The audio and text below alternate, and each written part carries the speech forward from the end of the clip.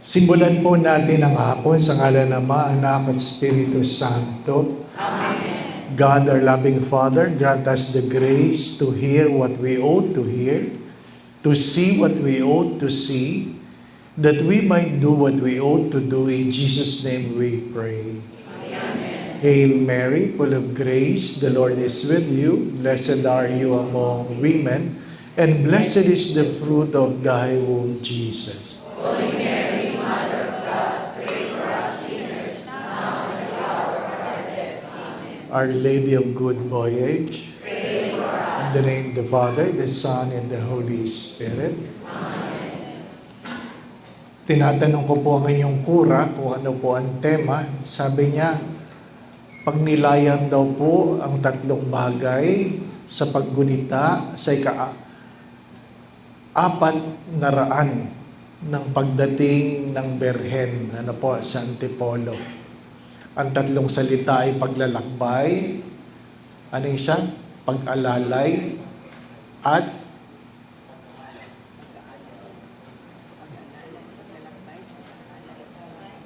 ano talaga? Ha? Paglalakbay, pag-akay, at Pag-akay, ano pa? pag-aalay. Pag-alalay, ano po?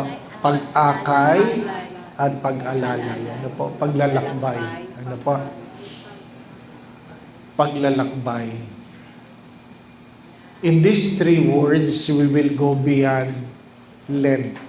Ano po? We will go beyond Lent. Even though the discipline of Lent, prayer, fasting, and almsgiving will give us an idea on how we can appreciate these three words. Ano po? Paglalakbay. Paglalakbay. Tayo po ay manlalakbay lang. Ano po? Maganda pong maintindihan yon. Pag ikaw ay naglalakbay, nakikiraan ka lang. Hindi ka titira dito. Ano po? Nakikiraan ka lang. Yung iba mabilis, yung iba matagal. Pero mahalaga, tayo ay nakikiraan lang dahil tayo ay naglalakbay. Pag sinasabi ng naglalakbay, meron kang pinanggalingan at meron kang pupuntahan. At ikaw ay habang naglalakbay, hindi ka pwedeng habang panahon na naglalakbay. Hindi habang panahon. We don't have the luxury of time. Minsan nakakalimot tayo na tayo'y naglalakbay, di po ba, ano? Minsan naman, abalang-abala tayo sa paglalakbay na nakakalimutan nating i-appreciate ang mga bagay-bagay na ating nadadaanan. Naglalakbay lang tayo. Ang sabi po ni San Agustin, ang sino mang pinanganak, the moment you are born, you start dying. So kung ano ang oras ng paglalakbay ay simula na ikaw ipinanganak hanggang ikaw ay papanaw. Ano pa? Tingnan po ninyo itong ambo na ito. Dito kayo pinanganak, kita niyo po ba ito? Dito kayo pinanganak, dito kayo mamamatay. Ganyan lang kaiksi. Dito kayo pinanganak, dito kayo mamamatay. At least makikita po ninyo, di po ba? Ano? Ngayon, nasaan na kayo? Huwag nyo sabing nandito pa lang kayo. Malapit na kayo. Di po ba? Naintindihan ninyo? Hindi daw nila naintindihan. Kung dito ka pinanganak, dito ka mamamatay, ito lang ang haba ng buhay mo, yung iba sa inyo malapit na. Di po ba? Hindi na yan. Ay, tinatanggi nyo pa. Di po ba? Ano? Life is short. And for some, it is much shorter. I just presided a Mass for the death of a friend who is just 62 years old. My brother passed away last year who is just 65. Even though life is 70, 80 for those who are strong, others live shorter. But there are those who live longer, more than 80, but nobody stayed forever. Di ba ba, anak? Wala namang habang panahon dito. Siguro noong mga panahon ni Moses, ang edad ng tao, 400. Ano ba? Gusto niyo ba ng 400? Ha? Pag tumayo kayo sa tabi ng lupa, kamukha niyo na. Ano to? Hindi lang kayo amoy lupa, mukhang lupa na kayo, di ba ba? Maiksi lang ang buhay. Tayo po ay naglalakbay. At ang paglalakbay, dalawang bagay, yung lugar na dinadaanan at panahon. Panahon. Harinawa, nagpang-abot ang lugar at panahon. Na maabot natin ang lugar na dapat nating puntahan sa panahong itinakda sa atin ng Diyos. Nakakalimutan ng iba.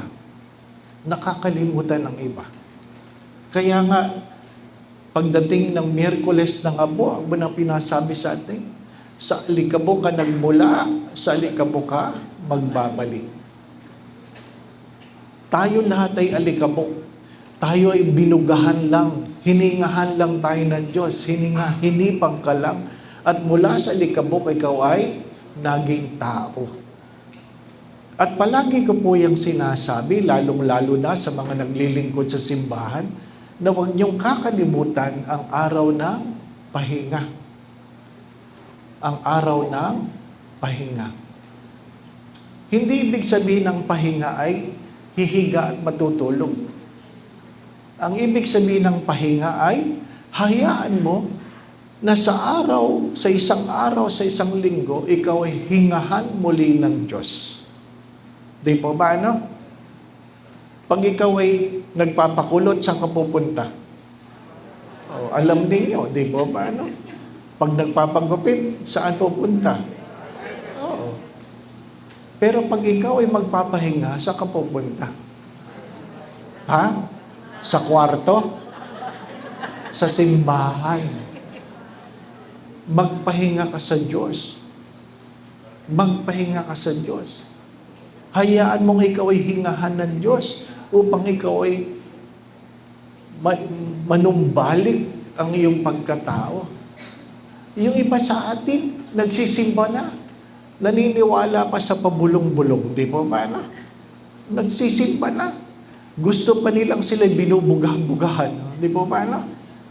Ang hirap nung nagsisimba na kayo, pero pag kayo mayroong nararamdamang hindi maganda, hindi kayo sa simbahan nagpupunta. Nagpupunta kayo sa ambularyo. Gusto nyo kayo ay dinudura-duraan. Diba? Gusto nyo nilalawayan ka, dinidikitan kayo ng papel ng ganon. Mga minamahal na mga kapatid, galing ka sa Diyos. Diyos ang nagbigay ng buhay. Kaya, mahalaga, kung ikaw ay mayroong pangangailangan sa iyong paglalakbay, ay sa Diyos ka, kumapit. Naglalakbay lang tayo.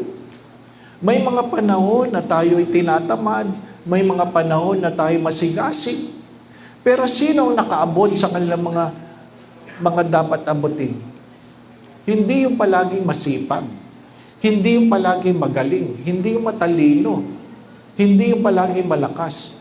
Ang nakakarating sa kanilang pupuntahan ay mga taong nagpatuloy. Nagpatuloy kahit tinatamad. Ano po sabi ni Martin Luther King? Sabi niya, if you can fly, fly. But if you cannot fly, you run. If you cannot run, you walk. If you cannot walk, you crawl. But never stop. Never stop because the clock will never wait for you. Hindi ka aantayin ng oras. Ang oras na ito, hindi na ito magbabalik. Naintindihan po ninyo? Hindi na magbabalik ito. Sabi nga ng isang pilosopo, we never step on the same water twice. Hindi na mauulit. Kaya wag nating sinasayang ang panahon. Tayo ay naglalakbay, nakikiraan lang tayo. Minsan, abalang-abala tayo sa mga bagay-bagay na nakikita natin. Minsan, yan ang dahilan ng ating pag-aaway. Yan ang minsan ang dahilan ng sama ng loob. Minsan, yan ang dahilan ng ating kalungkutan. Dahil nakakalimutan natin na tayo ay naglalakbay lang. Dumating tayong walang dala, aalis tayong walang dadalhin. Pero hari nawa, makapag-iwan tayo ng magandang alaala. Sa puntong ito ng buhay ninyo, meron na bang maalala ang mga tao tungkol sa inyo? Pag sinasabing, anong maalaala? Hari nawa, maganda. Di po ba, ano? Hari nawa, maganda. Ang yumaong Father Eric Santos, hindi ko alam kung kilala ninyo. I guess kilala ninyo. Matagal nang pumanaw, di po ba, ano? Kaibigan ko yun, puro kalokohan yun eh. Ano po? Ha? Pero, ang dami mo matututunan. Ha? Pag may mga tao, may nahihirapan na sabihin sa kanilang mga mahal sa buhay na sila ay malapit ng mamatay, pinapakausapan nila si Father Eric. Eric, sabihin mo naman sa nanay ko, hindi na siya magtatagal. Ha? Ito namang si Father Eric, walang problema sa kanya. Pinuntahan niya ang matanda, Nay, kumusta na ba kayo? Sabi niya, okay ako, Father. Hindi ko kayo okay. Hindi kayo okay. Kaya kayo nasa ospital, hindi kayo okay. Ha? Tapos sabi ng matanda, bakit, Father? Malapit na ba ako mamatay? Ha? Alam mo ang sagot ni Father Eric ng panahon na yun? Nay, nanonood kayo ng Marimar? Opo. Hindi nyo na matatapos. Ganon kabilis, di ba ba? Simple lang, di ba ba? Pero alam mo, hindi mo na matatapos, di ba? Maiksi lang ang buhay. At sabi niya sa akin, alam mo Dave, ang aking pangarap, pamatay akong maaga. Sabi ko, bakit ka naman nagmamadali? Para gusto ko, pag ako'y sinisilip sa kabaong, sasabihin ng mga tao, ay, sayang, bata pa. Di ba na? Di ba na? Eh, totoo, namatay ng maaga. Ay, di yun nga sinasabi mo, sayang naman, bata pa. Di ba na? Kaya mahirap din yung matandang-matanda kayo bago kayo namatay. Ano po? Sisilipin kayo sa bawa. Ngayon lang ito namatay. Di ba? Huwag din masyadong matanda. Ano po? Ha? Pag kayo ay naabot nyo na kanyang pangarap, ha? Maghinay-hinay na, magpaalam na kayo, di ba ba? Hindi na kayo dapat bili ng kung ano. Maiksi lang ang buhay. Our goal is not to live long, but to live well. And how do we live well? We live according to our purpose. We live according to our purpose. May hinirang ng Diyos na maging guro, may hinirang ng Diyos na tagapagpagaling, may hinirang ng Diyos sa iba't ibang trabaho. Hindi tayo pare-parehas. Kaya nga maganda ang paalala ng ina ng Carmel. Anong paalala ng ina ng Carmel? Ay, ibig sabihin ng Carmel, tayo ay kabilang sa isang hardin. We belong to one vineyard. Ano po? The vineyard of God.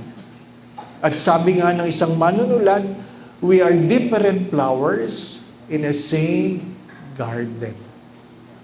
We are different flowers in the same garden. May mga bulaklak na matingkad, may mga bulaklak na simple lang. May mga bulaklak na maliliit, may bulaklak na maliliit, malalaki. Ano ngayon? Ang mahalaga, nasa hardin ka ng Diyos. Hindi mo tungkulin na tularan ang bulaklak ng ibang tao. You want to serve well? Be who you are. Acknowledge who you are. Saint Teresa of Lisieux, sabi niya, acknowledge your littleness. It is not important to be great. What is important that in your own littleness, you're able to live your life in love. Ang mabuhay ka sa pag-ibig. Mabuhay ka sa pag-ibig. Sabi niya sa panahon ng Kwaresma, hindi mo kailangan ng maraming pag-aayuno. Ha? Para lang sabihin ng mga tao, ay, nagpa-fasting siya. Ay, ang dami niyang ginip. Hindi. Ano sabi? Ang paalala sa atin, gawin mo ang mga bagay na sikreto at kung ano man ang mga ginawa mo sikreto, susuklian ka ng Diyos. Kaya nga sabi ni Mother Teresa ng Calcutta, palagi natin itong naririnig, our goal is not to do great things, but to do ordinary things with great love. Do ordinary things with great love. Kung ikaw ay lektor, maging maayos na lektor. Kung ikaw ay lay minister, maging maayos na lay minister. Kung ikaw ay member ng youth, maging maayos na youth. Di po ba ano? At kung ikaw ay youth, hindi ka habang panahong youth. Yung iba, 50 na, nasa youth pa. Hindi. Gampanan mo ang iyong pagkatao. Di po ba ano? Ha? Huwag kang mamimili. Kung saan kayo nilagay ng Diyos, doon ka. Maging masaya ka. Maging masaya ka. At sabi nga nila, marami ang nahihimok sa simbahan, hindi dahil sa programa, kundi dahil sa magandang relasyon. Alam po ninyo, hindi nyo kailangan mag-advertise para ang tao ay magsimba. Pag nalaman nila na magandang relasyon ng mga tao sa parokyang yan, dinadayo. Dinadayo. Yung ibang pari, iniisip nila, sana ito ang patron ko kasi ito ang sikat. Hindi. Ang nagdadala ng tao sa simbahan, hindi yung patron, kundi yung mga tao mismo. Dahil kahit yung patron niyo maayos, hindi naman maayos ang inyong relasyon, walang magtatagal. Walang magtatagal. Kaya nga yung iba, ang mga anak nila, hindi nila madala sa simbahan. Bakit? Hindi maayos ang asal ng sariling magulang. Sorry for the words, ha? Yan ang katotohanan. Bakit ako magsisimba, Father? Hindi naman nagbabago ang buhay ng magulang ko. Di po ba? May mga magulang, pag tinanong na nagkwento lang anak, ma, ano na naman? Paano ka kakausapin ng anak mo? Palagi ka nakasinghal, di ba ba? Ano? Ang hirap mangumunyon, halimbawa sa isang lay minister, nakilala mo sa labas, na iba ang ugali, di ba ba? Ano? Kasi pinaghihiwalay natin ang ating mga pagkatao sa isang tao na sa loob ng simbahan. Dapat hindi nagbabago, di po ba? No? Hindi nagbabago. Huwag natin kalimutan, maigsi lang ang buhay, nakikiraan lang tayo. At sabi nila, kung lahat ng asong kumakahol sa iyo, iyong papatulan, hindi ka makakarating. Bakit? Kasi habang ikay naglalakbay, hindi naman lahat pumupuri sa iyo. May nagagalit. At ang iba doon, sarili mong pamilya. Simba ka na simba. Ikayayaman mo ba yan? Di ba ba? Narinig niyo ba yan? Ha? Simba ka na simba. Kung ano-ano. Di ba ba? Yung iba nga, umalis na sa simbahan. Ha? Lumipat na iba sikta. Lumipat na sa iglesia ni Batman. Di ba ba? Ang problema doon, nung namatay naman, gusto nila sila ibabasbasan. Ha? Hindi ko makalimutan ito. Merong patay sa isang parokya kung saan ako naka-assign. Aba, 2 linggo na, hindi pa nililibing. Tinatanong ko yung sekretary, ano? Sino ba yan hindi pa nililibing? May team na yan, di ba? Ano? Sabi, hindi ka lang, Father, hindi naman nagre-request. Oh, ayaw ko naman magpunta sa mga bahay na hindi ka imbitado, baka sabihin ay nangihimaso ka. Di ba? Ano? Kasi dati, yung mga may sakit, binibisita ko sa parokya. Pero hindi lahat ng may sakit, gusto nilang sila binibisita. Kasi pag pinahiran mo na ng langis, feeling nila mamamatay na sila. Sabi nung isang lalaki, babarilin ko kayo pag pumasok kayo dito. Bakit ako naman? Kasi naman, masisipag yung matatanda sa amin na alamin kung sino may sakit sa parokya. Yun ang trabaho nila. O Father, ito po mga dadaanan natin yung araw na ito. Pupuntahan. Hindi naman pala sinabihan na pupuntahan namin. Di ba? Nagalit. Kaya ito, patay, hindi ako nagsasabi. Malay ko ba kung ano yan? Ano pa? Noong 3 linggo, sinundo ako. Sabi ko, sa wakas, ililibing na. Ano po? Pagpunta ko doon, hindi ko tinignan ng patay. Baka pangit na eh. Abay, syempre, 3 linggo na, di ba ba? Ano? Maitim na yun, di ba ba? Baka mapaniginipan ko eh. Ang nakaupo lang sa tabi ng patay, yung kanyang nanay. Yung ibang tao na doon sa malayo. Sabi ko, bakit kaya ayaw lumapit sa patay? Baka mabaho na. Di ba ba? Ano? So, tinatantya-tantya nyo rin. Baka mahirapan kayo huminga. Di ba ba? Ano? Doon binibless ko na. Ay, tayo po'y magdasal. Sabi sa ngalan ng Ama, Anak, Espiritu Santo. Wala sumasagot. Amen. Di ba? Sumayin niyo ang Panginoon. Wala sumasagot. Sumaakin din. Di ba ba? Wala sumasagot eh. Akin lahat. Aking basa, aking sagot. Akin lang. Ang hirap nung ganun. Dali-dali. Akong basa-basa. Tapos na. Pagkatapos, alis na ako. Nung dinala na ako ng tricycle sa parokya, sabi, Father, iglesia yun. Ang bihira naman. Sabi kayo, ba't nagpabasbas? Kabilin-bili lang po niya, huwag siyang ililibing na hindi siya nababasbasa ng pari. Kaya, kung nalaman ko kagad, di ko talaga babasbasan. Antayin kong bumangon siya doon. Ano ibig ko sabihin? Iiwanan natin simbahan at pag tayo ay mamamatay na, gusto nating tayo babasbasan, hari naway makapasok tayo sa pinto ng langit, di po ba, anak? Father, pwede naman yun.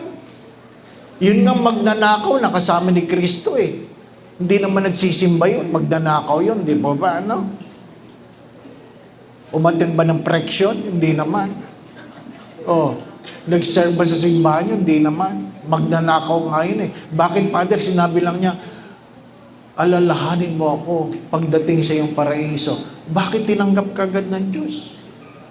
Yung iba sa ating gustong ganon. Nagnakaw na, gusto pa pumasok sa langit. Di ba ba, ano? Bakit yun pwede, Father? Pwede naman talaga yun. Kaya lang, huwag niyong kakalimutan, nakapako yun, nakapako. Ano po? Kung gusto niyo makapasok sa langit na kayo ay magpapako kayo. At habang kayo nag-iingalo, sabi niyo, Panginoon, alalahanin mo ako sa iyong kawasan. I'm sure magbo-volunteer si Father Manny, ipako kayo. Natatawa kayo. Kasi tayo, gusto natin madali lang ang buhay. Gusto natin madali lang ang buhay. Pag sinabing maglingkod, pipiliin natin yung pinakamadaling paglilingkod. Pag gusto nating magbibigay, pipiliin natin yung pinakamaliit. Di pa ba, ano? Pero pag picture taking, gusto natin tayo nasa harap. Di ba yan ang totoo?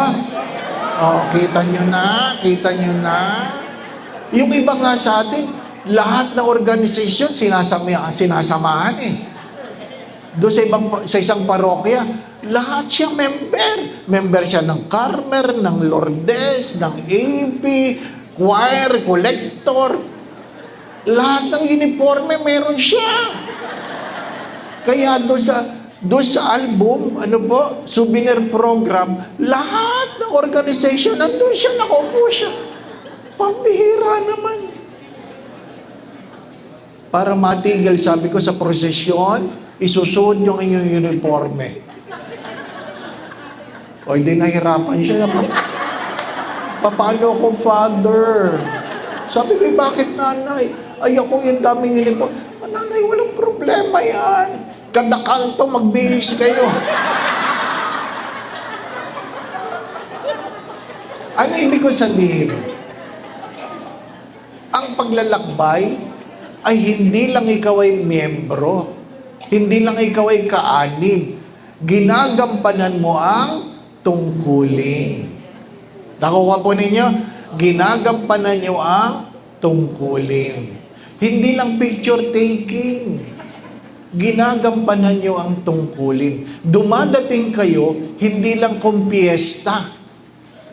Maraming naglilingkod, nakikita mo lang pag piyesta.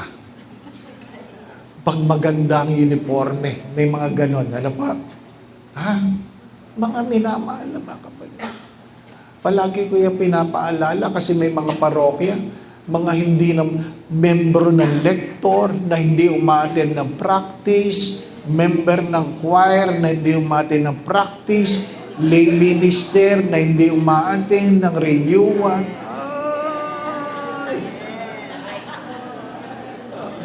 Bato-bato sa langit, ha? Ang tamaan ay muti nga, di ba ba? Oo, yan ang katotohanan, di ba ba? Kaya ano? Ha? Kaya pagdating ng okasyon, mali-mali. Mali-mali. Hindi nag-practice ng babasahin. Oh, nalipad lang yung page ng libro. Wala na. Kung ano-ano na binabasa. Pati yung gospel, akin ba yan, kuya? Malabo ba?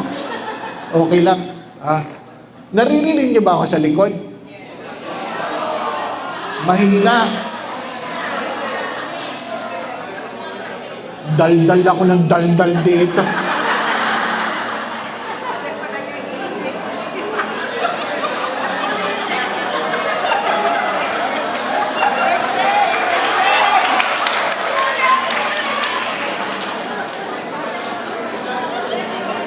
Ano? Ulit? Ano ka?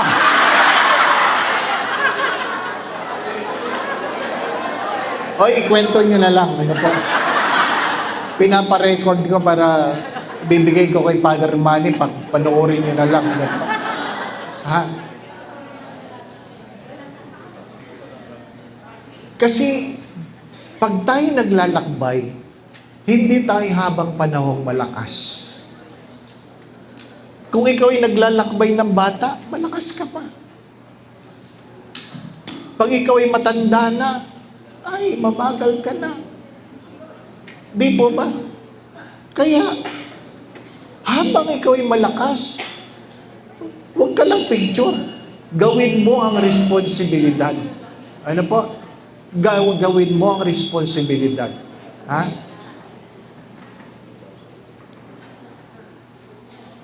Hindi ko naman minamaliit ang ginampanan ng matatanda sa simbahan. Di po ba, no? Pero bakit ba sila nananatili sa simbahan? Kasi walang pumapalit. Walang pumapalit. Ano pa?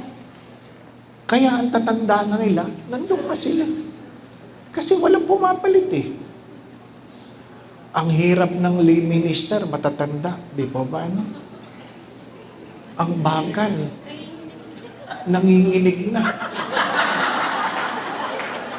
Totoo naman, di ba? Totoo naman.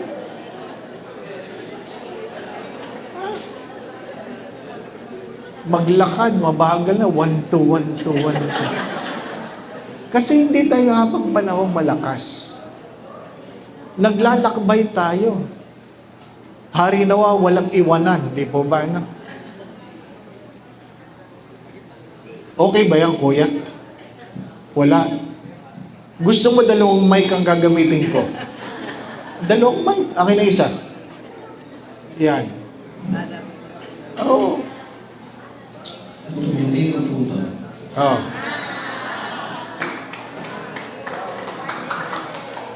Para ito sa likod. Sana sinabi nyo kanina pa.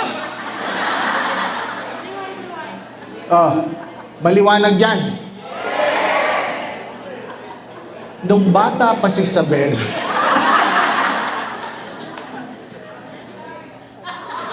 ano daw? Ay hindi, panoorin nyo na lang. Ano ba? Kaya ako nga nire-record para panoorin nyo na lang. Ano ba? Naglalakbay.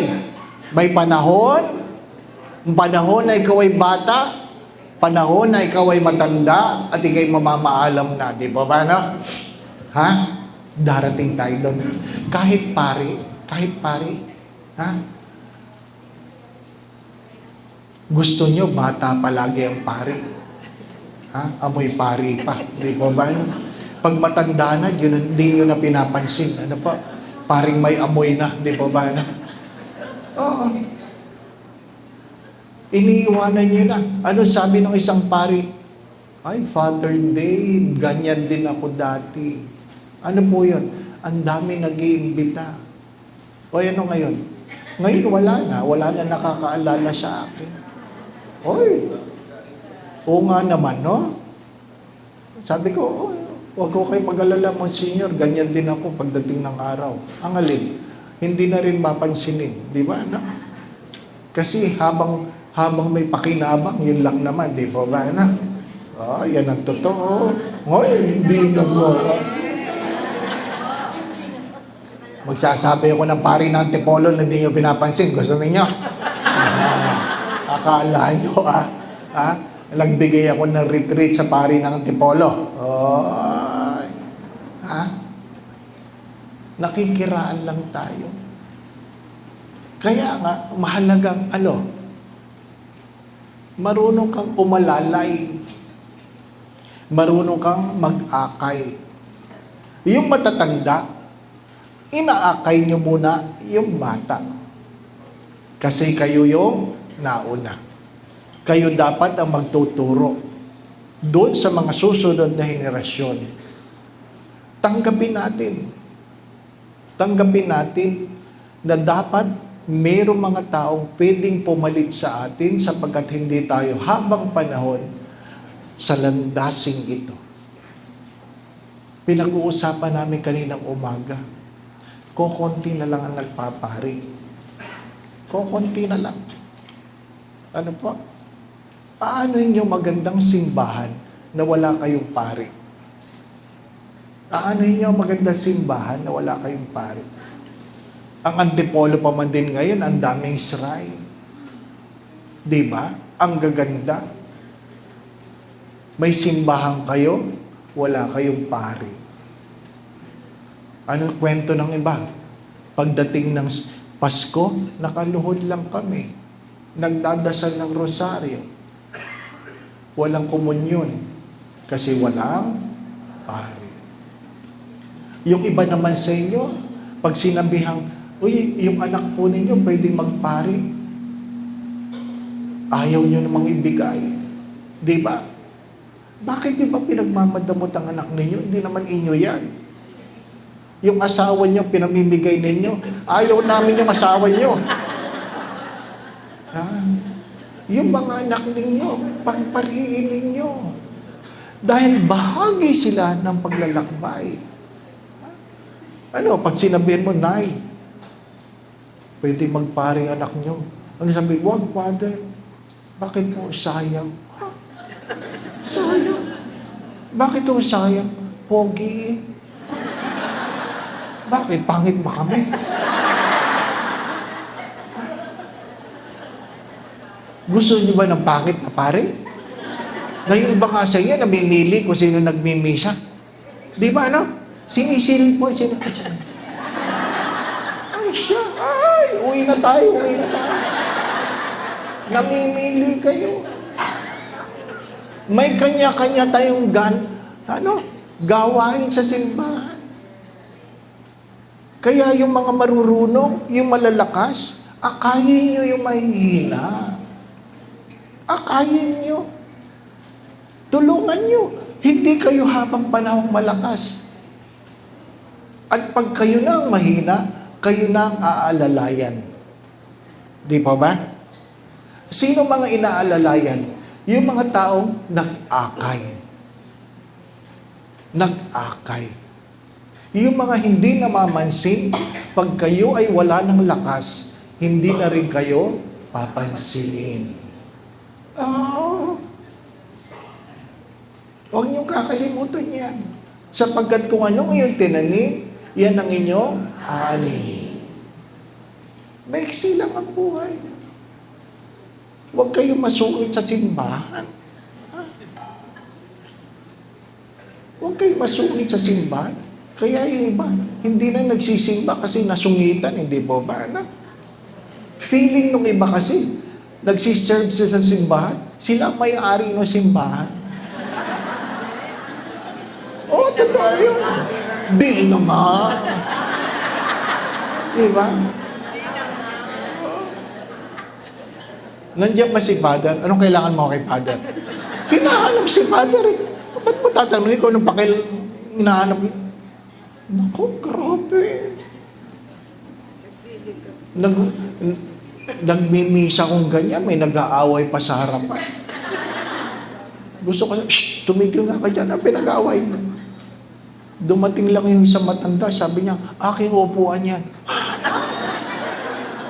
Meron pala nakabili ng upuan. May nakabili na ng upuan. Yan ang mahirap eh.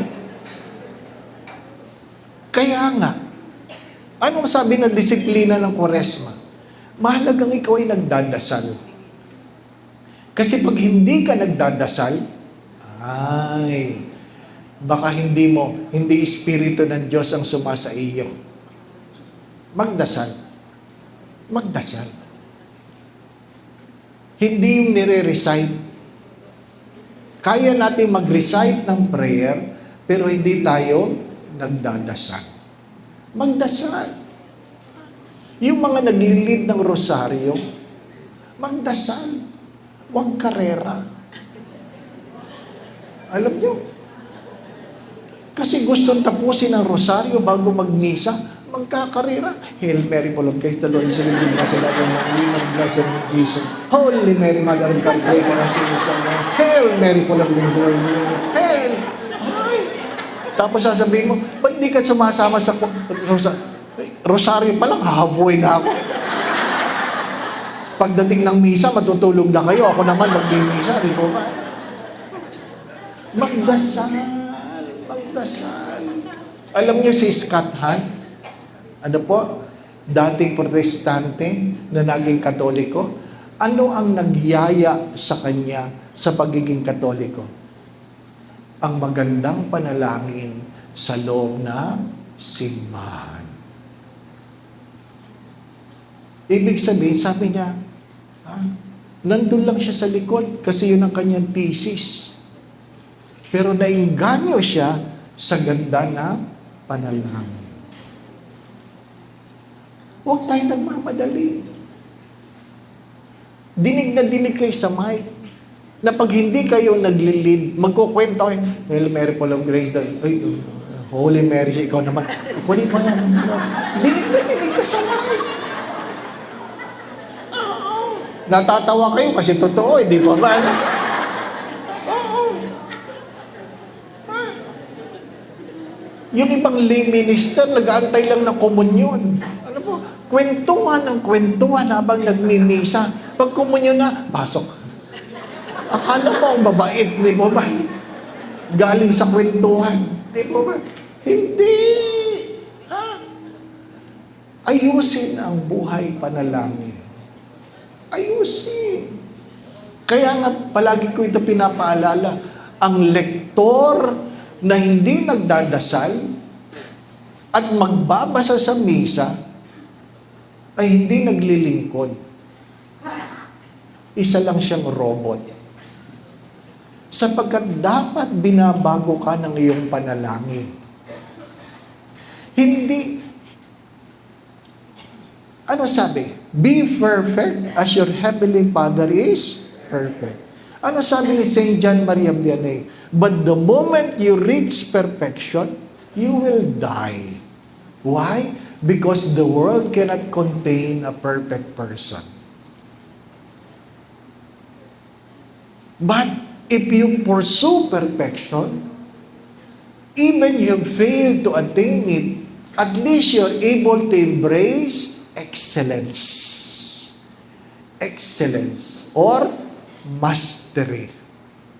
Mastery. Hindi ka man naging perpekto sa lupang ito, at least kakaiba ka. Maayos, kagalang-galang. Nakukuha po ninyo? Kagalang-galang. Pag ikaw ay nag-serve sa choir, kagalang-galang ang awit. Hindi masakit sa tenga. Di ba? Bakit masakit sa tenga? Para mga nagpe-perform. Ang choir na kinakanta, sila lang ang nakakaintindi, nakakaalam. Di po paano? Gusto mong magdasal, gusto mong sumama sa kinakanta, kaya lang hindi ka makasabay kasi hindi mo alam ang kinakanta nila. Feeling nila, kanila yung misa. Di po ba? Feeling nila. Mga minamahal na mga kapatid, kaya mahalaga, kung ikaw ay naglalakbay, dapat ikaw ay nagdadasal. Anong alam mong dasal? Anong alam mong dasal? Ano sabi ni Saint Ignatius of Loyola? Sabi niya, if the only prayer you can pray is the Lord's Prayer, it's more than enough. Why? You can never be wrong in praying the Lord's Prayer because it is the prayer that Jesus taught us. At least, alam mo ang Ama namin, alam mo our Father. At least, know that prayer transform a person. Ang tunay na panalangin ay binabago ang kalooban ng isang pagkatao. Kaya habang ikaw ay naglalakbay, alam mong nakikiraan ka lang, maiksi lang ang panahon, hindi lahat matutuwa sa iyong pinagdadaanan. Pero kung ikaw ay nagdadasal, mapipilitan ka at matututunan ka na ang dahilan ng iyong ginagawa ay ang Diyos. Ang dahilan ng iyong ginagawa ay Diyos. Paano mapapatunayan yan? Pag ikaw o ang iyong kaibigan ay umali sa paglilingkod, at ikaw ay umalis rin dahil sa kanyang pag-alis, ang pinaglilingkuran mo ay iyong kaibigan, hindi ang Diyos. Naintindihan po ninyo? Pag ikaw ay naglilingkod, at lumipat si Father, lumipat ka rin, ang pinaglilingkuran mo ay si Father. Maliwanag yun. Hindi ang Diyos. Pag ikaw ay naguhulog, naguhulog, at pag si Father nagmisa, malaki ang iyong hulog, kay Father ka naguhulog.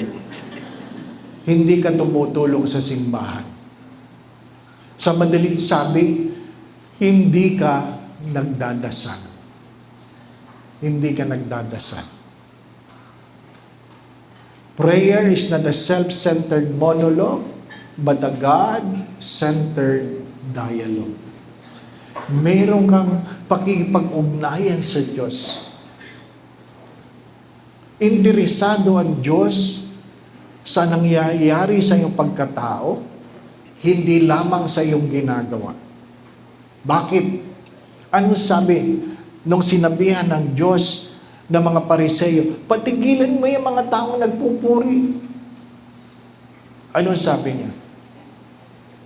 Pag pinatigil ko yan, ng mga bato magpupuri. Sa madaling sabi, walang pangangailangan ang Diyos sa atin. Walang pangangailangan. Kung tayo ay tinatawag ng Diyos, hindi dahil meron tayong magagawa para sa Diyos. Kaya tayo tinatawag ng Diyos dahil may gustong gawin ang Diyos para sa atin. Huwag niyong kakalimutan yon. If you are invited to walk with God, it is not because there is something you can do for God, but because God wants to do something for you. Kaya ng Diyos tumawag kahit sino. Pero pag ikaw ang tinawag, binibigyan ka ng pagkakataon. At hari nawa, hindi natin sinasayang ang pagkakataon na tayo ay maglingkod. My dear friends, my brothers and sisters, sometimes to walk with God is the greatest form of prayer. Lahat ba na sundalo nasa digmaan? Hindi naman. May mga sundalong itinalaga para nakatayo lang. Di po ba? Nakatayo lang. Maayos ang tindig. Nauulanan, naiinitan. Hindi nagre-reklamo. Sapagkat yun ang panawagan.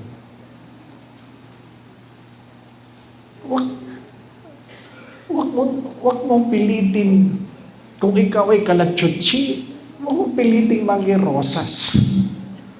At kung ikaw ay rosas, wag mong pipiliting maging orchids. May kanya-kanya tayong papel. May kanya-kanya tayong papel. At pagkaminsan, ang ating pagkakaiba ang nagdudulot ng magandang obra. Ang ating pagkakaiba ang nagdudulot ng magandang obra. Ang obra ba ay nakikita mo sa malapitan? Hindi.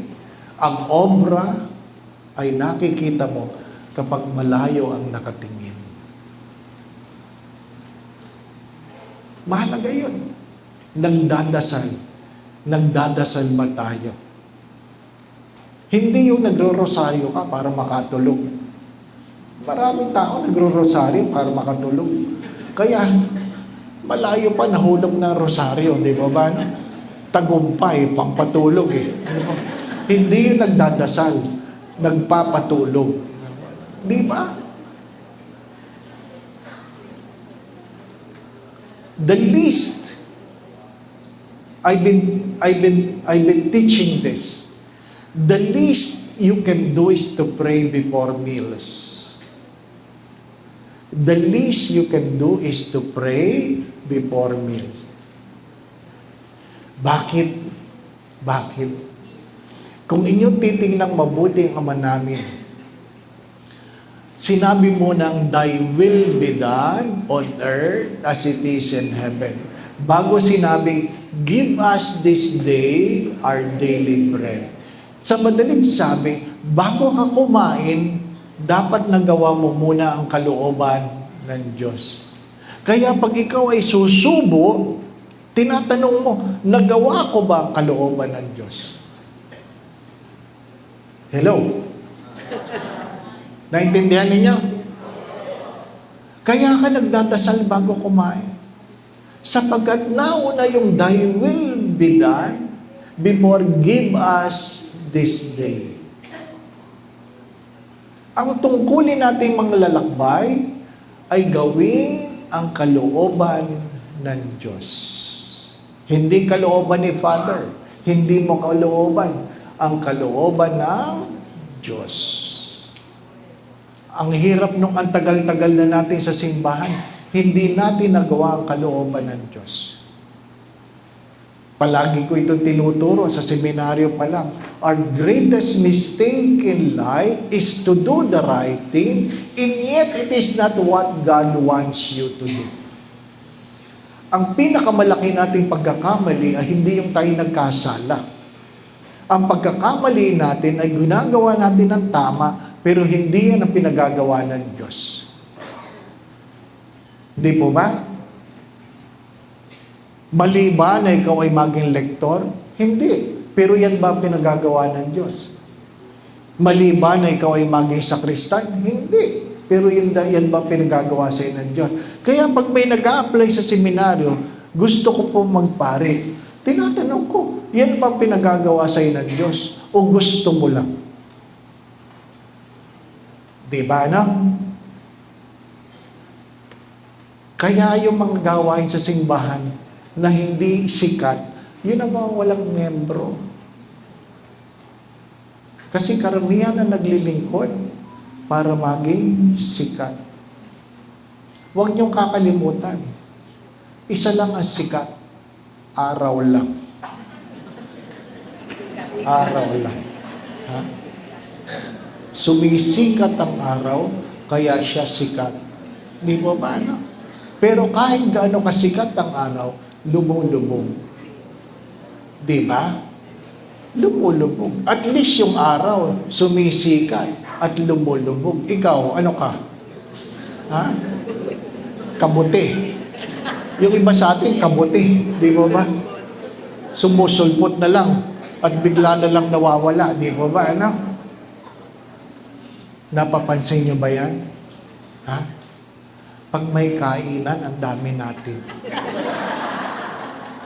Totoo. Sa lahat ng parokyang pinuntahan ko, basta may kainan, daming tao. Pero pag may ambagan, ay, gusto lahat libre. Kaya para makatipid, patlak. Magdala ka para sa dalawa. Kung hamburger lang kaya mo, magdala ka ng dalawa. Isa sa'yo, isa para kung sino man. Dalawa. So kung 40 tayo, 80 yung pagsasaluhan natin. Di ba, no? Alam nyo, may mga taong hindi talaga nagdadala. Dumarating pero hindi nagdadala.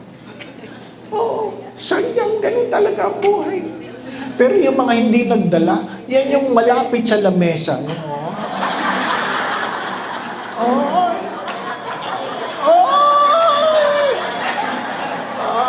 Di ba? Totoo, na? Natatawa kayo kasi totoo di ba? No? Yun ang malungkot. Hindi na nagdala, may dala pa siplak.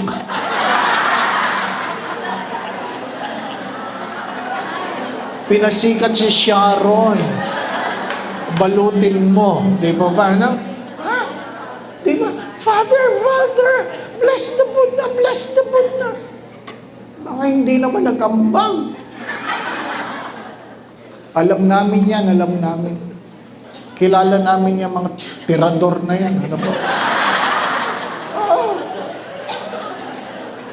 Tapos pagkain na galit sa paper plate. Di ba ba? No? Bakit galit sa paper? Malambot. Malambot kaya ayaw ng paper plate. Malambot. Pagpapatong-patongin. Bakit? Pag malambot, hindi pwedeng punuin. Pagpapatong-patongin. At simula dulo hanggang kabilang dulo, ilalagay nila sa paper plate lang.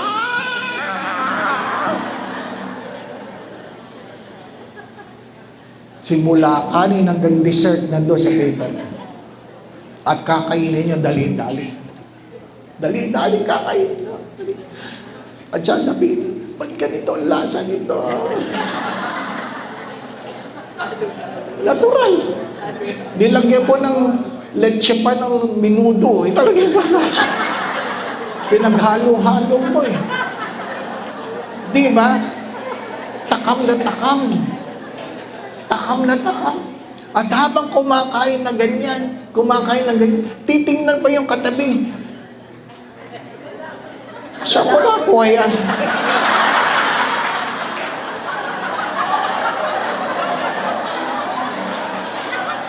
Meron lang hindi nakuha.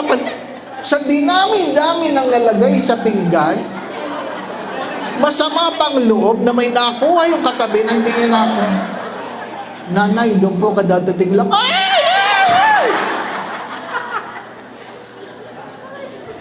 At hindi na umabot. Sa dinami na kinain, malungkot. Wala na. Patikim nga. Ang kapal. Kaya ano, may activity pa. Wala na. Di na sumasama. Nakahiyan. Tinatawag ng pare, "Oy, tayo. Na paano kayo? Hindi ako makahinga. Natural. Hanggang leeg ang kanin eh. Di ba, ano? At pag may dumating na dessert, kahit hindi na makahinga sa tatayo pa rin, kukuha pa rin, itutulak na lang na soft drinks, titirahin pa rin. Diabetic yung diabetic. Kanina nakahiyat, ngayon nakaob-ob. Na paano kayo? Nahihilo ako. Natural, nilason mo ang sarili mo eh. Natatawa kayo. Dahil yan ang mukha ng mga naglilingkod sa simbahan. Di ba? Yan ang mukha. Mananabi ako ha.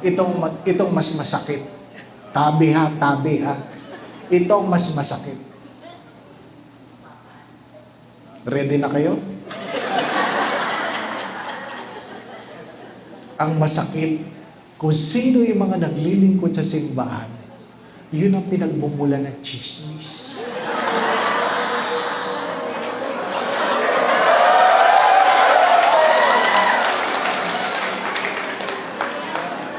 Di ba totoo? Ay, nako. Ha? Mananabi ako, ha? Oh. Lalong-lalo na pag ang binibilang, puro bariya. Ha? Doon maraming chismisan. Bariya eh. Matagal bilangin, di ba ba?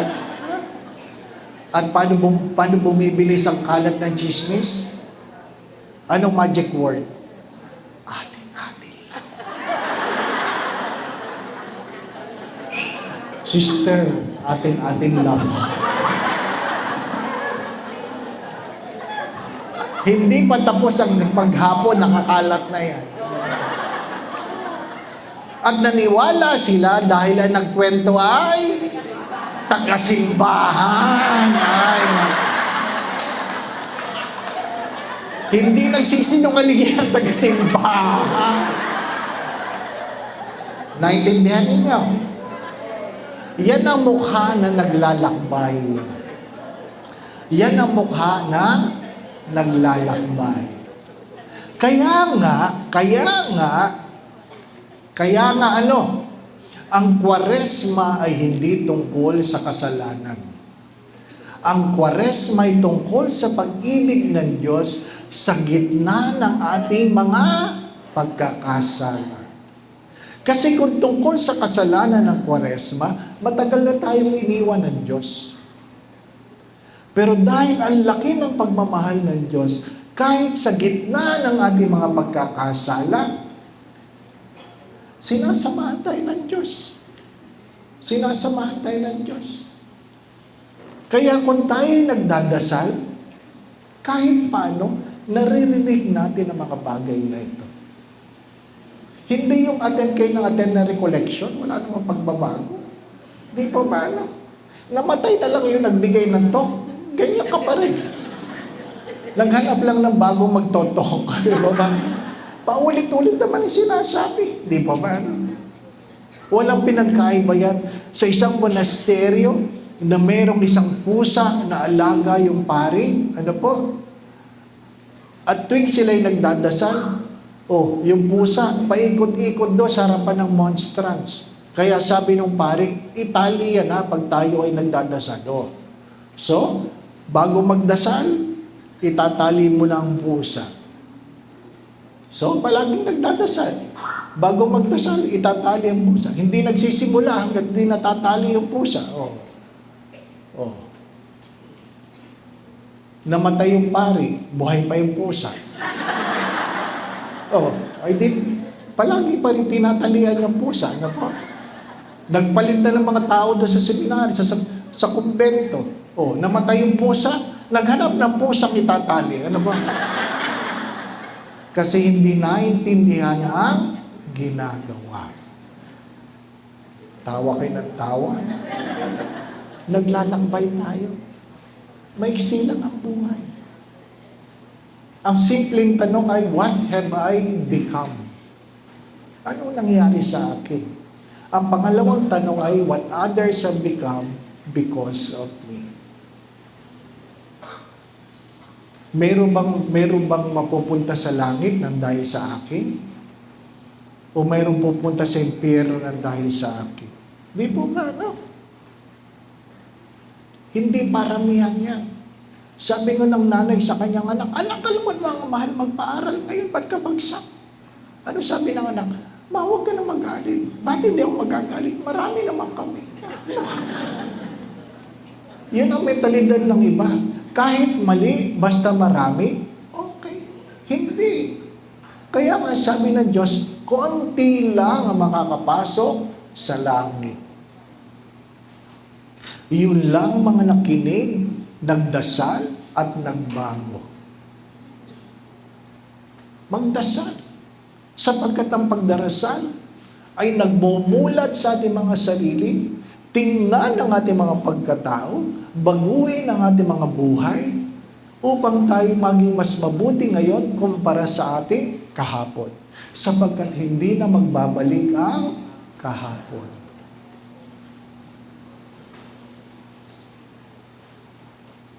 Akayin mo. Kung ikaw ang nasa panahon ngayon na mag-aakay, akayin mo. Hindi yung pinagchichismisan mo. Di po ba? Akayin mo. Mentorship is very important in the church. Be a mentor. Be a mentor. Some are called to be a mentor for many. Some are called to be a mentor for one. Isa lang. Pero sabi ni San Pablo, kung meron kang nadadalang isa, baka yan ang magdala sa iyo sa langit. Yun ang aking tanong, meron na ba kayong nadala sa Diyos? Meron na ba kayong nadala sa Diyos? Hindi natin mapipigilan ng mga taong umaalis sa simbahan. May mga umaalis talaga sa simbahan sa ayaw sa gusto ninyo, di ba ba? No? Pero hari nawa, hindi tayo ang dahilan. Keep that in mind. Sadyang may umaalis sa simbahan. Pero hari nawa, hindi tayo ang dahilan. Pero pag sila'y bumalik, sana hindi natin sila hahadlangan. Hindi natin sila hahadlangan. Ako, proud ako dito. Doon sa isang parokya na mayroong isang gustong magpakamatay, dumaan sa simbahan, at sa simbahan na yon, nakasalubong niya ang isang naglilingkod na nakangiti, na winelcome siya, nagbago kanyang kalooban. After 6 months, nilapitan niya ako. Sabi niya, alam mo, Father, 6 months ago, gusto kong tapusin ang aking buhay. Kaya lang, sa hindi ko inaasahan, pagpasok ko sa simbahan ito, merong nag-welcome sa akin, nginitian ako, tinanong ko anong gusto ko. Binago niya ang aking pananaw. Di ba ano? Kaya ngumiti kayo. Sapagkat hindi nyo alam ang mga pumapasok sa simbahan ninyo kung ano ang kanilang mga pinagdadaanan sa buhay. Lahat tayo may pinagdadaanan. Lahat tayo. Hindi nyo alam. Pero kung ikaw ay nagdadasal, ano sabi ng Diyos? Hindi mo kailangang ihanda kung anong iyong sasabihin. Sapagkat ako mismo ang maglalagay ng salita sa iyong mga labi. Magdasal. Fasting. Ano yung mga bagay na binibitawan? Let go. Let go. Hindi naman sinasabi ng Diyos, bitawan mo lahat. Pero pwedeng bitawan mo pa isa-isa.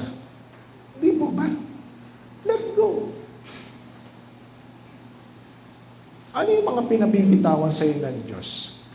Maling gawain, maling relasyon, ano pa? Maling pag-iisip, maling intensyon. Ano? Di ba? Sabi ng aking dating spiritual director, pag ikaw ay chismoso, hanggang kamatayan na yan. Pero, pwedeng bawasan. Di po ba, anak? Kung dati, araw-araw, bago man lang mamatay, sana 2 beses na lang sa isang linggo. At least nabawasan, di ba, ano? Konti na lang ang araw mo sa purgatorio kasi nabawasan eh. Bakit? May kanya-kanya tayong pinagdaanan. Ang pinakamahirap magmahal ay ang mga taong lumaki sa tahanang hindi naman nakaranas ng pagmamahal. Di ba? Ang mga taong nahihirapan magbigay ay lumaki sa tahanan ng pamilya ay madamot. Saan siya kukuha ng aral na magbigay kung ang sariling pamilya mo ay madamot? Di ba na? Wala. May kanya-kanya tayong pinagdadaanan. Kaya kung meron kang nahihirapan na kapatid, pakisamahang kapatid sa simbahan, isipin mo na lang, may pinagdadaanan yan. At hindi mo alam na pagdating ng araw, baka ikaw ay magkaganyan. Bakit? Sabi nila, bakit Father, bias ka sa matatanda? Bakit daw ako bias sa matanda? Sabi ko, sapagkat darating ang araw, tatanda tayo. Lahat tayo tatanda. Kung gusto mo mahabang buhay, tatanda ka. Di po ba, ano? Pag ikaw'y matanda, mabagal ka na. Pag ikaw'y matanda, paulit-ulit ka na. Di ba? Pag ikaw'y matanda, mahina ka na. Isipin ninyo, darating tayo doon. Oh, nagmimisa ako. Nag-homily ako. Kadadating lang ni nanay. Late ka na sa misa. Homily na eh, di ba? Ayaw pang umupo agad. Bakit? Pinapaalis niya yung nasa harap. Kasi kanya daw yun. Alam ka naman, tumigil ako sa homily. Di ba ba? No? Lalo namang mapapahiya yun. Di ba ba? Tinuloy ko na lang. Napansin niya, na-distract ako. Pagkatapos ng misa, nilapitan niya ako. Sabi, Father, I'm sorry. You got distracted. Sabi ko, okay lang nanay. Ba't na kayo na late? Sabi, alam mo, Father, matanda na ako, mabagal na ako. Oo naman po.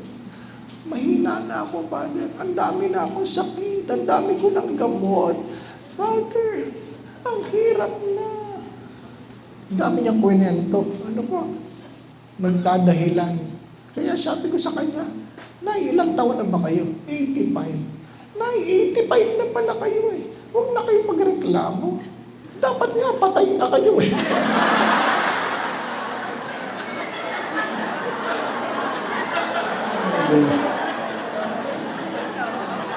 Totoo naman yun, di ba? Tingnan nyo sa aklat ng mga awit, life is only 70, 80 for those who are strong. Kaya pag ikaw lampas na ng 80, bonus ka na. Huwag ka na magreklamo. Anong inaasahan nyo pag kayo 80? Nagbabadminton pa kayo? Tanggapin nyo. Ha? Father, ang daming bawal. Alam po ninyo, natutunan ko ito. Noong ako'y na-stroke, sabi ng doktor, pag ikaw ay pinagbabawalan, may pag-asa ka pa. Pag sinabi, Nay, bawal yan, may pag-asa ka pa. Nay, bawal yan, may pag-asa ka pa. Ha? Pero pag sinabi ng doktor, pakain mo na kahit ano, wala ka ng pag-asa. Malapit ka na. Yan ang katotohanan. May doktor ba dito? Totoo yan, di mo ba? Pag hindi na kayo pinagbabawalan, malapit na kayo. Tinotolerate na lang kayo, tinotolerate na lang. Kaya yung mga masusungit sa simbahan na Hinahayaan na lang, malapit na yan, malapit na. Ah.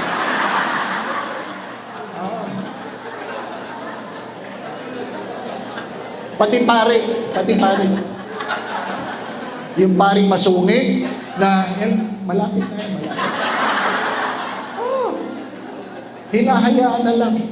Mga minamahal na mga kapatid, maiksi lang ang buhay. Di ba?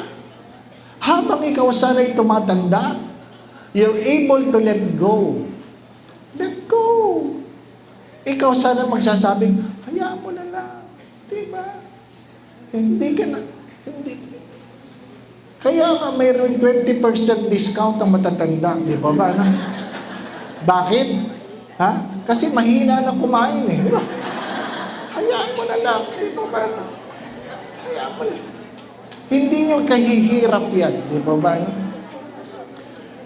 But truly, please remember this. If your church is filled with old people and young children, it means your church is alive. Hello? Nadinig niyo ba yan?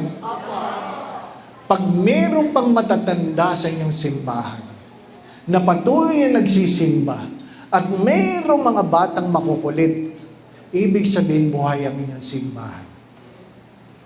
Kapag ang matatanda ay nakakapagsimba pa sila, naramdam nila na sila'y hindi pinagtatabuyan, ibig sabihin, tunay ang inyong simbahan.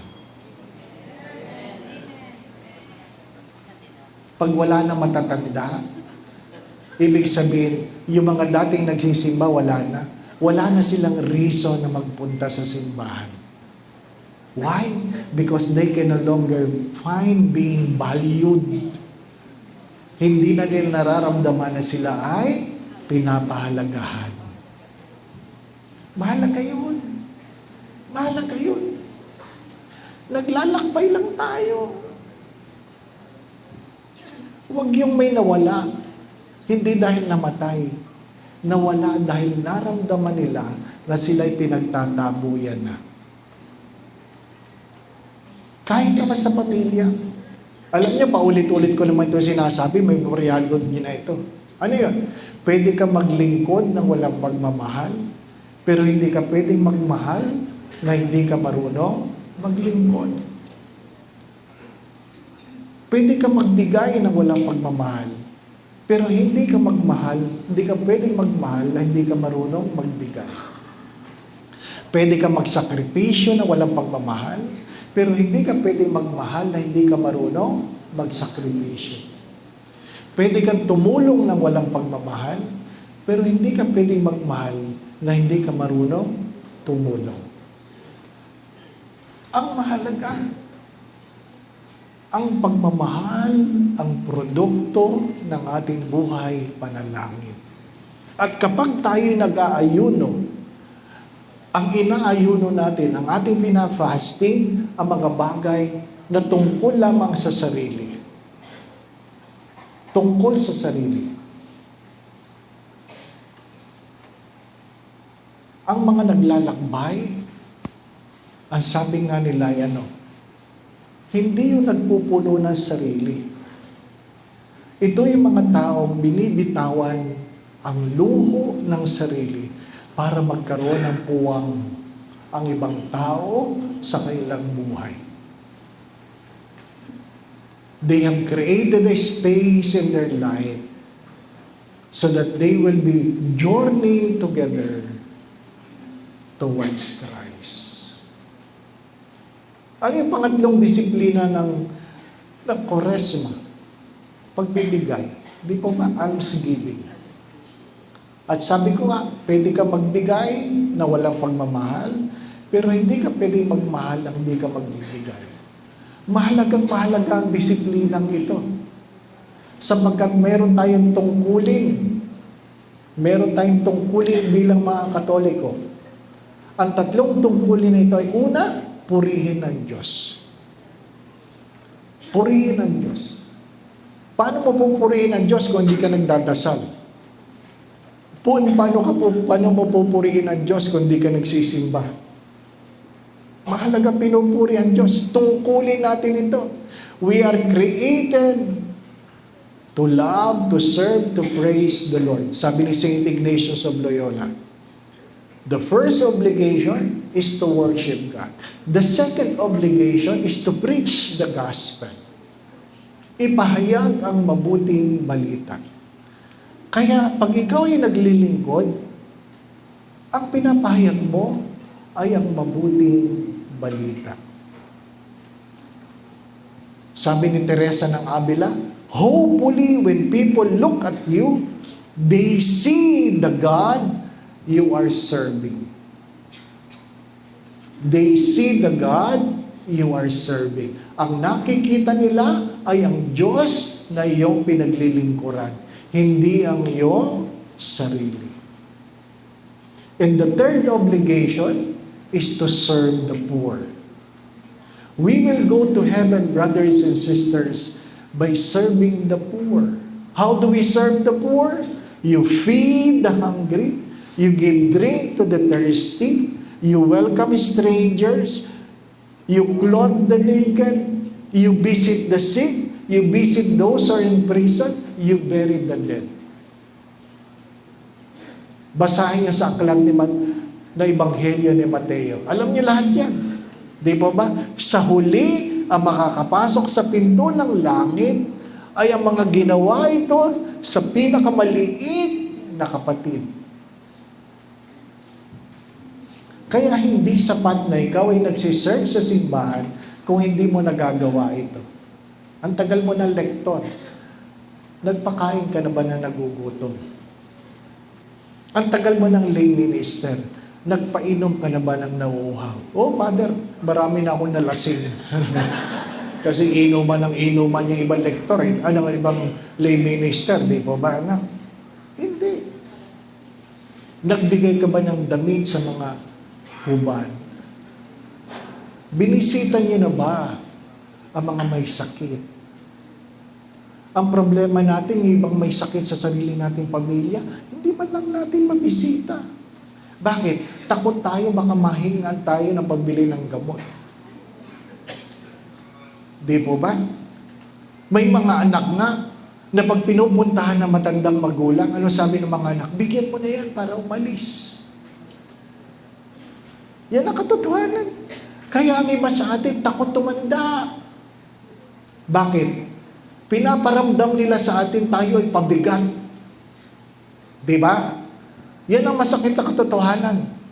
Pinaparamdam ng ibang tao na tayong matatanda ay pabigat sa kanilang buhay.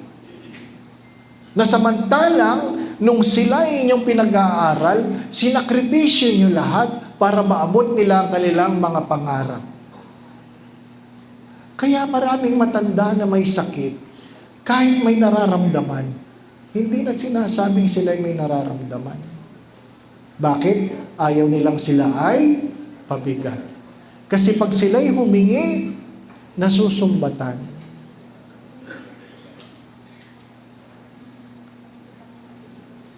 Kaya pag tayo naglilingkod sa simbahan, tinatanong po natin ito, nagpakain na ba ako ng nagugutom? Nagpainom ba ako ng nauuhaw? At ano po ang ebanghelyo ng linggo? May mga pagkauhaw na hindi naiibsan ng tubig. Uhaw sa pagmamahal, uhaw sa pasensya, uhaw sa pakikinig dahil walang nakikinig sa kanila, uhaw sa paggalang. Maraming mga pagkauhaw. Napansin niyo ba ito? Hindi ko alam sa simbahan ninyo. Na mga simbahan, maraming may sayan. Napansin niyo ba yan? May sayan. Oh. Lahat na simbahan napunta ako, may sayan. O talagang mayroong may sayan. Mayroong nagsisigaw, mayroong nagwawala, may mga may sayan. Ngayon sa Greenbelt, may nagsisigaw. Ano pa? Sabi, Father, nakakatakot. Dumadami may sayan. Binibiro mo lang ibang tao. Sabi, pare-parehas, tayo rin naman. May sayad, di lang halata. Di ba ba? Pero bakit sila nasa simbahan? Naghahanap sila ng pagtanggap. Bakit sa simbahan sila nagpupunta? Naghahanap sila ng pagtanggap. Alam nilang kahit sa sariling pamilya, hindi na sila tinatanggap. Kaya hinahayaan sila. Yan ang mga uhaw sa pagmamahal. Di ba? My dear friends, my brothers and sisters, do not forget this. We are not called to do great things, but to do ordinary things with great love. Maliliit na bagay lang. Maliliit na bagay. Napansin ko yung parking, ang dami, siksikan, ano po? Di ba? Yung iba, I'm sure sa inyo yan, di po ba? Ano? Alam ka naman kay Father lahat yan, di ba? Hari nawa, di ba? Ano? May sasakyan kayo dyan. Malalaman niyo mamaya pag nag-uwian. Yung gaano kahaba ang inyong pasensya na mayroong nakaharang sa inyong daraanan. Totoo. Pag kayo ay nagmura mamaya, huwag kayong tatawa-tawa. Pag kayo ay nagmura, at sabi niya, ano ba naman ito, tatanga-tanga. Alam mo, hindi marunong. Ay, may problema kayo. May problema kayo. Hindi yung nakaharang. Kayo ang may problema.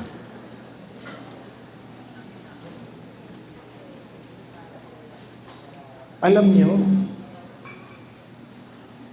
ang pasyensya ay hindi tungkol sa pag-aantay.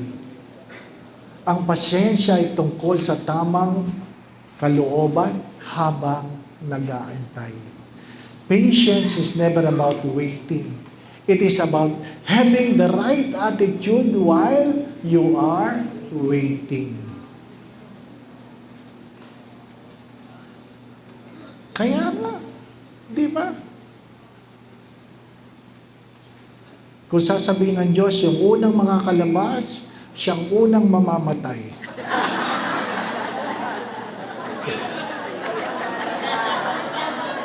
Titignan natin kung sino magmamadali. Di ba, ano? Ay, nako. Kung sino. Bakit gano'n na yung pananaw? Nagbago, di ba, ano? So, hindi tungkol yan sa kung sino unang lalabas. Tungkol yan sa kalooban. Di po ba? Simple lang. Madali lang magdasal. Madali lang sumayaw ang mga ibon na lumilipad. Di ba? Ang dali lang yun. Pero pag mayroon kang kasalubong na, ay, malalaman mo ang iyong pagkatao. We will be judged not by what we do, but who we are. Kaya nga, kung ikaw ay may lakas, ikaw ang mag-akay. Ngayon, ikaw na ang mahina. Ikaw ay dapat inaalalayan. Hindi yung, naibilisan mo. Dapat alalayan mo. Matanda na. Di po ba, ano? Alalayan mo. Hindi yung itutulak mo. Alalayan mo. Madali lang kasing pag-usapan yun eh. Ang pinakamahirap, isa buhay. Di ba ba, no? Isa buhay. Ha? Maiksi lang ang panahon. How do you want to be remembered? How do you want to be remembered? Di ba? Maiksi lang ang buhay. At hindi lahat na nagagawa mo, magagawa nila. At hindi lahat na nagagawa nila, magagawa mo. Di ba ba? Magtulungan tayo. Habang ginugunita ninyo ang anibersaryo ng pagdating ng mahal na Birhen sa Antipolo. Di ba? Ano ba sabi ng mahal na Birhen? Do whatever He tells you. ang pinakamahalagang sinabi ng mahal na Biren, sa atin ay do whatever He tells you. Ano pa yung pinakamahalagang sinabi ng Birhen tungkol sa kanyang pagkatao? Be it done to me according to your word. Maiksi lang. Anong oras na ba? 3:00 na. Di ba? Ha? Tapos, tutuloy? Ano ka? Gagawin niyo akong libangan? Maliwanag po ba? Ha? Ang disiplina ng Kwaresma ay hindi lang para sa Kwaresma, hari nawa, magdulot ito ng pagbabagong buhay. Pagbabagong buhay. Madali lang mag-ayuno. Pero alam nyo, pinakamagandang ayuno, yung mangumpisal ka. Mangumpisal. Marami sa atin, serve ng serve, pero hindi nangungumpisal. Feeling nyo wala kang kasalanan. Uy, marami kang kasalanan. Ano po? Feeling din mo. Ano po? Hindi ko makalimutan ito. Meron kami kumpisa ng bayan sa isang parokya. Nagsimula kami ng 8:00 ng gabi. Natapos kami 2:00 ng madaling araw. 16 na pari kami. Ganun karami nangungumpisan. Feeling ko guguho na mundo. Sa dami na nangungumpisan. Ano pa? Kasi naman, inantay pa ang panahon ng Kwaresma bago mangumpisan. Umuwi ako may trangkaso. Kaya sa Greenbelt, araw-araw mayroon kami 8 to 6 every day. 8 to 6. At kung saan galing ang mga nangungumpisan, kung mayroong malaking pag-aayuno, the best thing to give up is our sin. Is our sin. Sapagkat mahirap kainin ang kamay, ang pagkain inihanda ng isang madumi ang kamay. Di po ba, no? Mahirap kainin ang pagkain na inihanda ng isang maduming kamay. Paano magiging malinis ang kamay na naglilingkod? Mangumpisan. Di po ba, no? Mangumpisan. Ha? Hindi uuwi si Father Manny mamaya hanggat hindi kayo nangungumpisan lahat. Uupo siya dito. Nakahiga na yan. Ha?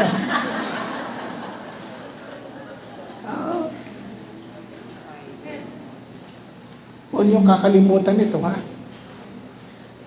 Hindi natin alam kung hanggang kailan tayo. Don't waste your time. We don't have the luxury of time. Don't entertain the thought that you have all the time you do not have. Kasi yung kapatid ko, last year, nag-text pa sa amin, sabi, masakit ang tiyak ko. Papunta sa Makati Med. Ano po? Oh. Dumating sa Makati Med ng 9:00. Dinala ng doktor sa emergency room. Oh. Bakit dinala? Masakit lang ang tiyan. Emergency room. 1:00 patay. 1:00 patay. Sakit lang ng tiyan. Ha? Hindi ko na inabot. Pagdating ko, nasa plastic na. Kaya sabi ng doktor, gusto niyo pong makita, binuksan yung plastic. Agad-agad na tinanong ko sa kanya, ano naman nagmamadali ka? Hindi man lang nagpaalam. Di po ba, ano? Sadyang ganun ang buhay. How I wish and how we wish we have a time to say goodbye. Wala. Di ba, ano? At ito ang katotohanan ng buhay. Marami nagplano kahapon, hindi na nagising kaninang umaga. Hello? Marami nagplano kahapon, hindi na nagising kaninang umaga. Maraming gusto pumunta ngayon, hindi nakarating. Hindi nyo alam kung anong dahilan. Di po ba, ano? At marami nagplano kaninang umaga, hindi na aabot mamayang gabi.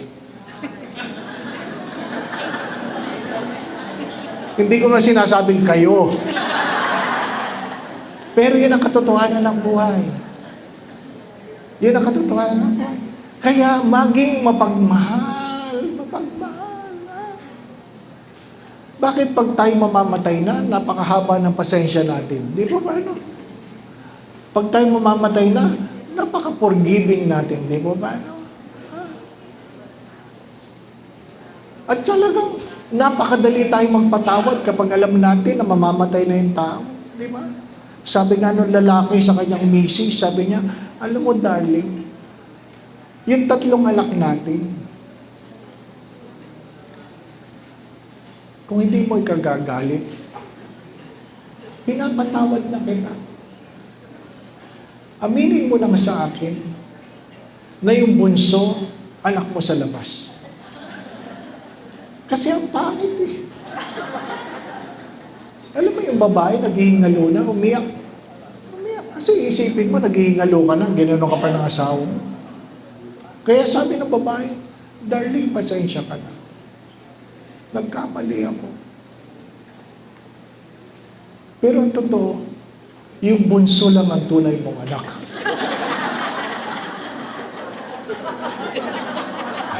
Yung pangit. Anong katotohanan ang kinakatakot niyong malaman ng ibang tao? Anong katotohanan na kinakatakot niyong malaman ng ibang tao? We all have skeletons in our closet. But what are the things you are afraid that people might know about you? Brothers and sisters, naglalakbay lang tayo. May kanya-kanya tayong pinagdadaanan. May mga nadapa. May mga hindi na nakabangon. May mga nadapat bumangon at naging mas mabuti ang buhay kumpara noon. Depende. Kasi ang tanong palagi ay, ano ang iyong natutunan? Sabi nga ni Barbara Streisand, there are no mistakes in life, only lessons to learn. Ano ang iyong natutunan?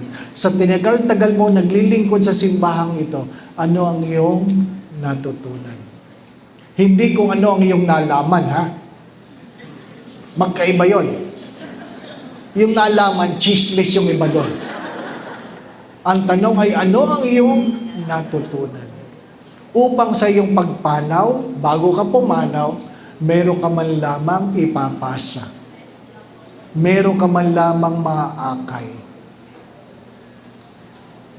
At dahil ikaw ay nag-akay, pagdating ng araw, sa iyong pagtanda, merong mag-aalalay sa iyo.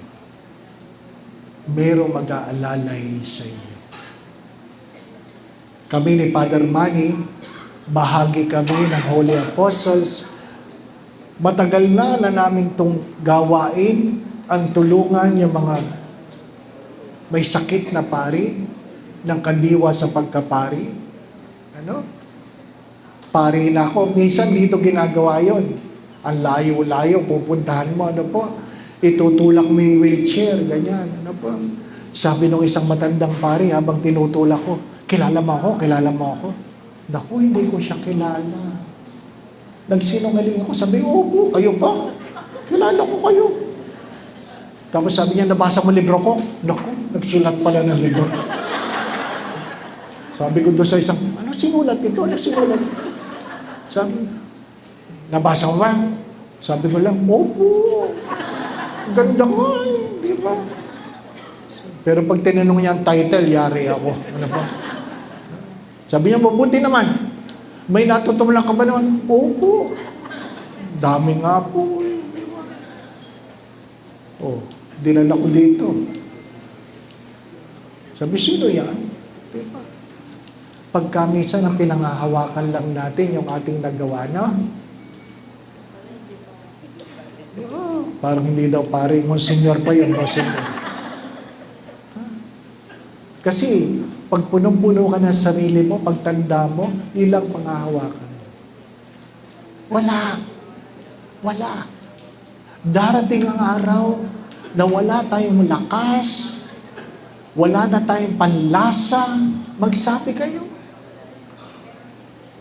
Ano ba pinangangalagaan niyo sa buhay? Ito palagi ko ito kinukwento. Nung na-stroke ako, 2022, completely paralyzed. Completely paralyzed.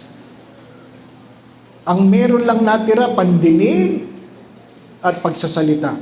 Hindi may mulat ang mata at wala nang pakiramdam ang buong katawan. Normal. Nagmisa sa umaga, nagkasada ng alas 3, nag-drive ng alas 5 papunta sa Mega Mall, 5:15, na-stroke ako. Na-stroke. Completely paralyzed. Dinala ako sa hospital. Walang makitang diferensya. Ano walang diferensya? Wala nga eh, paralyzed nga eh. So nagpalipat ako sa Cardinal Santos. Sinakay ako sa ambulansya, sa Lifeline. Yung nurse doon sa loob ng ambulansya, hindi ako pinapatulog. Father, ha? Father, alis na tayo. Father, paliko na tayo. Father, nandito na tayo sa ibabaw ng tulay. Father, para talagang hindi opo. Father, konti na lang, malapit na tayo sa Cardinal Santos. Father, nasa Wilson na tayo. Papasok na tayo ng hospital, Father. Father, nasa tapat na tayo ng emergency room. Father, binaba ako. Tapos, tinignan kung ano-ano mga tinuro, kung ano-ano mga kinuha. Ha? Tapos, pina-MRI ako. Ipapasok ko doon sa MRI. Kabisado ko yun eh. Kung saan doon sa Cardinal Santos. Pinasok ko sa, Father, nilipat kita ng bubuhatin ka namin, Father. Papasok ka namin sa MRI, Father. Father, huwag kang kikilos, ha? Kikilos. Paralyzed na eh. Ito mga ito. Di ba? Alam nyo, inaamin ko. Sinabi ko talaga sa Diyos, Lord, kung gulay, patay na lang. Kung gulay, patay na lang. Namimili ba ang karamdaman kung ikaw ay pari o hindi? Namimili ba ang karamdaman kung ikaw ay mayaman o hindi? Namimili ba ang karamdaman kung ikaw ay bata o matanda? Hindi. Namimili ba ang karamdaman kung ikaw ay babae o lalaki? Walang pinipili. Narinig ko yung mga doktor, pinag-uusapan ako. Alam ko na, 1 buwan ako sa ICU, 6 na buwan ako sa hospital. Anong mangyayari? Di ba? Kung gulay, patay na lang. Pagdating ng alauna 1:30 na madaling araw, sabi, Father, lilipat ka na namin sa ICU. Alam ko, sabi ko, hindi. Hindi ka nga makakilos eh, di ba ba? Opo. Father, pero bago ka namin iakyat, magda-diaper tayo.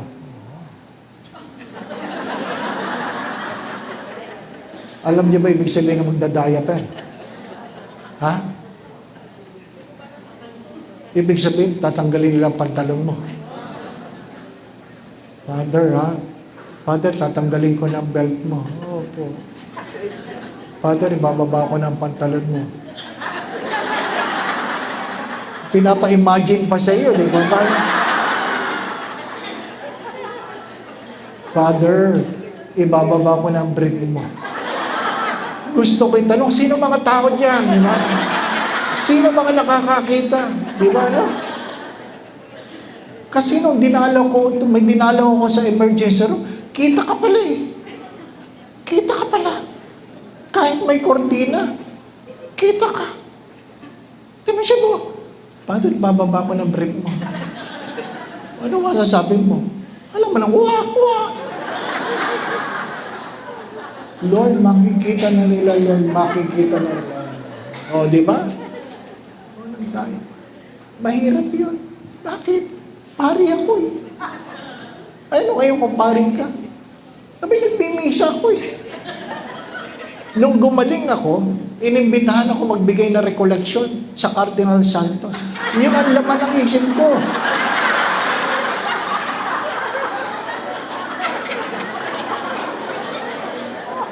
Natatawa kayo kasi hindi naman kayo yung pare, di ba? Pati-pati pa ako doon sa may niyong Panginoon.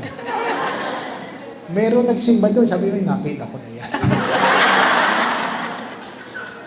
Di ba? You do not know how you will walk in this world. Sasabihin ba lay minister yan? Sasabihin ba pari yan? Kung may sakit ka, may sakit ka. Mayaman ka ba? Hindi. Mahirap ka ba? Hindi. May sakit ka. Di ba? Oh. Ganun talaga. Nagdadiaper ka ganyan. You do not know how the Lord will humble you. Ano ba pinangangalagaan mo? Ano pinagmamalaki mo? Ang tanong lang ng ibang pare sa alumni homecoming namin, bago ang brief mo? Malay ko ba kung may stroke ako? Di sana bumili ako ng bago, di ba ba? At least malinis. Di ba ba, no? Di ba? Hindi nyo alam. Naintindihan po ninyo? Hindi nyo alam. Huwag niyong kakalimutan yan. Hindi nyo alam. Kahit anong katungkulan mo sa buhay, hindi mo yan alam. Kinabukasan, binabantayan ko, umihi na ako. Father, hindi pa kayo naihi. Ang dami yun ng dextrose. Pag hindi kayo umihi, Father, ikakateter kayo. Ha? Ikakateter. Yun nga, mag-diaper ka, ang hirap na, magkateter pa. Kasi, Father, kailangan niyo umihi. Pilitin niyo umihi, Father. Oh, paano niyo pinapaihi? Sabi ko sa sarili ko,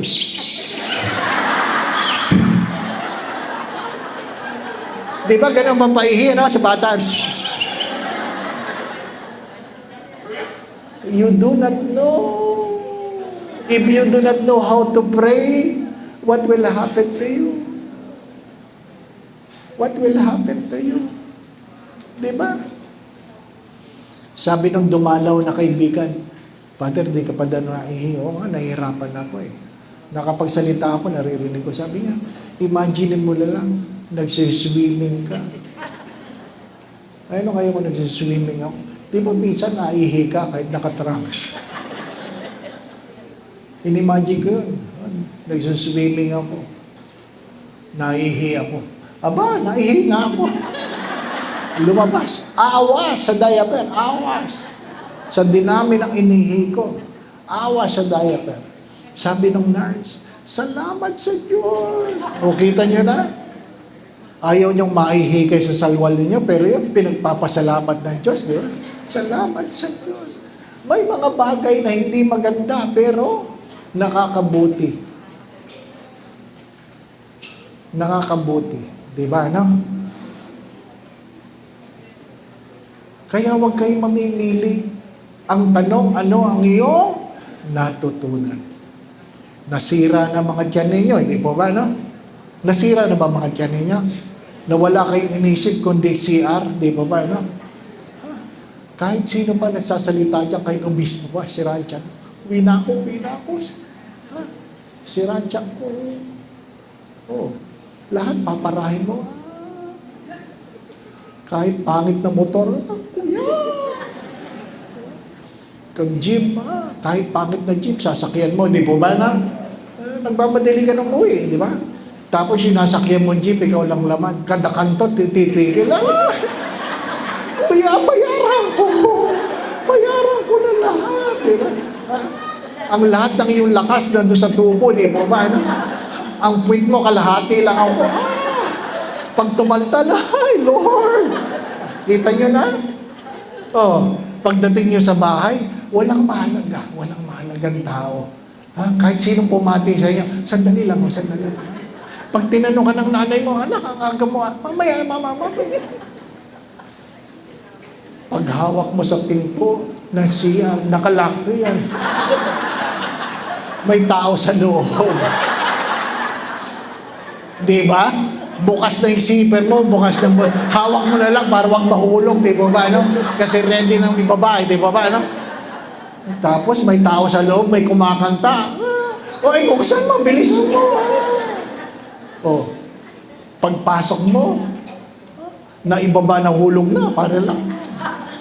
Nung mailabas mo lang, ano una sasabihin mo?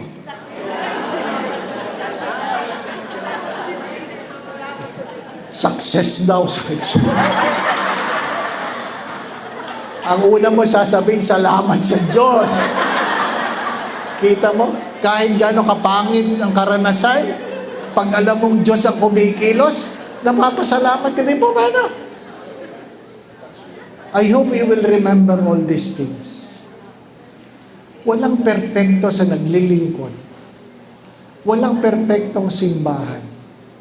Walang perpektong kaanib. Walang perpektong nagsisimba. Tayo, hindi tayo perpekto.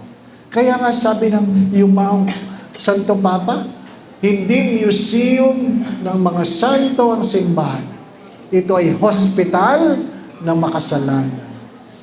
Kasama ako doon. Kasama ako.